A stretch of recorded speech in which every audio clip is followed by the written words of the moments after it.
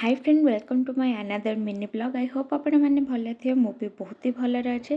तो आज आपण मान सहित गोटे कथा शेयर करार अच्छे। तो जो 20 डेज चैलेंज नहीं आज हूँ से तार लास्ट डे, माने 20 डेज फाइनली कंप्लीट हो गला। तो केते जल्दी कंप्लीट हो गला ता तो जना पड़ानी फाइनली। तो आज भिडियोटी यू स्टार्ट कर। तो सकाल सकाल ब्रेकफास्ट ब्रेड आउ क्षीर खाईदे कि जहाँ भी कपड़ा सब धोईवा रखी थी फास्ट ताको सुखेदेली। तापर लंच प्रिपेरेसन लगी पड़ली जो कि थिला भात, डाली, आलू भर्ता, ता सहित बैगण भजा। तो फाइनली लंच आम तो रेडी हो गला। तापर आम मैंने खाइबा बसीगलु। खाई पी सारिकी किसी टाइम पे आम मैंने रेस्ट नहीं जाइलु।